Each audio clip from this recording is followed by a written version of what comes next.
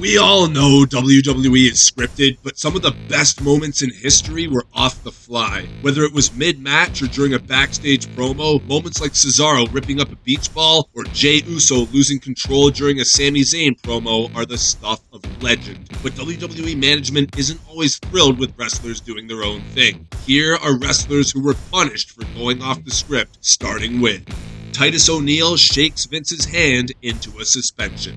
Good night, everybody. After Daniel Bryan's untimely retirement in 2016, the entire locker room headed out on stage to celebrate his career. This included Vince McMahon, who followed Bryan backstage and was shaking some superstars' hands along the way. Wanting to have a laugh between himself and the boss, Titus O'Neil didn't release his handshake and caused the boss to be dragged backwards. McMahon reportedly didn't see the humor in this and suspended O'Neil for 90 days for unprofessional conduct. Longtime O'Neil friend Batista was reportedly so angry about this, he advised O'Neil to quit the company.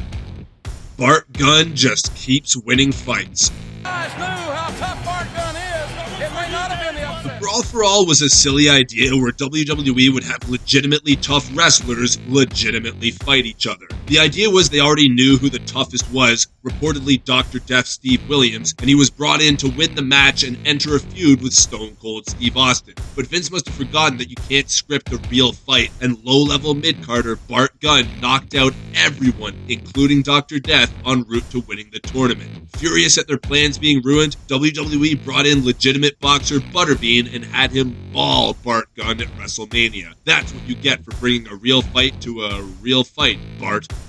Sami Zayn and Kevin Owens get sent home from Europe. Longtime real-life friends and career-long competitors Sami Zayn and Kevin Owens were sent home from a WWE tour of Europe. They altered the end to a planned match with the New Day, which apparently was just avoiding a post-match beatdown, but it was enough to drive WWE management mental, and they were sent home from the tour. Management was said to be furious as, if they allowed this, they weren't confident that Zayn and Owens wouldn't alter more and more throughout their careers. Got pregnant? Get fired. A few female superstars over the years have been fired for an unthinkable reason. Both Dawn Marie and later Karma were reportedly cut from WWE's roster as they became pregnant. WWE may be the last known company to somehow get away with practices like this. It may have screwed up WWE's plans, but frankly, Dawn Marie was never in such a high position that if she didn't appear on programming, most fans wouldn't even notice. With Karma, there was so much missed potential here that WWE really dropped the ball with their stupid decision. We had to wait for years later to get a Karma-type wrestler in Nia Jax, but even still, it feels like we never got to see a dominant female wrestler in Karma's style. Daniel Puder wins a fight that he shouldn't have. What's your name? Daniel Puder, sir. I'm sorry, what? Daniel Puder, sir. During 2004's Tough Enough contest, somehow we got to the point where Olympic gold medalist Kurt Angle was challenging the contestants to legitimate wrestling matches during a SmackDown broadcast. After reportedly breaking one of the contestants' ribs, Angle asked if any of the others wanted to try him. Puder, with his MMA background, raised his hand and immediately showed that he wasn't going to be pushed around. Worse yet, Puder tied up a legitimate Kimura submission hold and was seconds away from seriously damaging the Olympic champ. Angle was furious, and so was WWE management. They had poor old Puder come to the 2005 Royal Rumble just to be chopped by Eddie Guerrero, Chris Benoit, and Hardcore Holly for what seemed like eternity before being eliminated and fired. Ric Flair does what he wants, gets fined several $1,000s. I wasn't sure, I just educated guess. During Ric Flair's match against Randy Savage at WrestleMania 8, he was told beforehand not to cut himself or blade during the match. Flair thought adding some color would really add to the match, so he did it anyway. Vince was apparently furious about this, and even Flair's high stature within the industry didn't make him immune to being punished with a hefty fine. Ironically, Bret Hart cut himself at the same event, but reportedly tricked Vince into thinking that the blood was accidental. Good on ya, Hitman.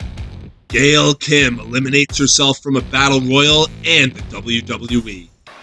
Alicia Fox working on the back of Gail Kim. Look at that. Kim with the body-to-body. Gail Kim was a competitor who was ahead of her time. She was ready to have great wrestling matches at a time where WWE was more focused on showing off bikini models and bra and panties matches. Kim tried to make it work, but couldn't get her head around the idea of just being eye candy.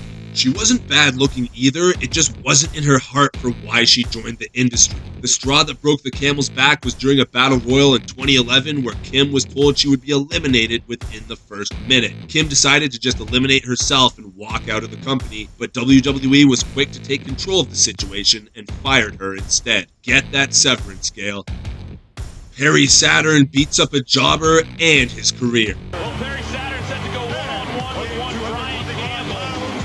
Saturn was reportedly getting fed up with WWE's treatment of him, as well as the usual struggles with the company's hectic travel schedule. When jobber Mike Bell accidentally messed up during a match with him, Saturn snapped and started beating the hell out of Bell for real. Rather than firing Saturn, WWE decided to experiment with an embarrassing gimmick where he got brain damage and fell in love with a mop. The mop was named, wait for it, Moppy, and would help Saturn win matches in the same way that Al Snow's head would have a few years prior. After the Dastardly Raven destroyed Moppy, it wasn't long before we saw the last of Perry Saturn. Batista is fined $100,000 for blading. Disbelief in the eyes of Batista, but Jericho has shocked everyone. Jericho is again the World Heavyweight Champion. When WWE went PG in mid-2008, they weren't playing around. Chris Jericho and Batista thought they might be, however, and decided to push their luck. The two wanted their upcoming cage match to be as memorable as possible and decided Batista should cut himself during the match to add some drama. The new PC WWE did not appreciate this at all and fined both the referee and Chris Jericho $5,000 each. If Batista thought that was harsh, he was in for a big surprise when Vince McMahon told him he'd be fined $100,000. Though the fine clearly hurt the once dirt poor Dave Batista, he's such a quality man that he chose to pay for the referee and Chris Jericho's fines as well. Daniel Bryan chokes Justin Roberts and is immediately fired. You have been eliminated from NXT. Good luck, buddy. WWE were fighting back against Daniel Bryan's success long before the Yes Movement began. In fact, when the Nexus had their very first appearance on Raw, they were told to beat the hell out of John Cena, the announcers, the referees, and anyone they could get their hands on. Got it, thought Daniel Bryan, who decided to create a memorable moment by choking announcer Justin Roberts with his tie. It didn't seem like too much of a jump from the rest of the beatings that were happening all around them, but WWE saw an opportunity to get rid of the undersized Bryan and promptly fired him for the act. Ironically, Bryan would return shortly after and easily become the most successful member of Nexus. That concludes our list of wrestlers who were punished for going off the script. Which ones did we miss? Let us know in the comments below.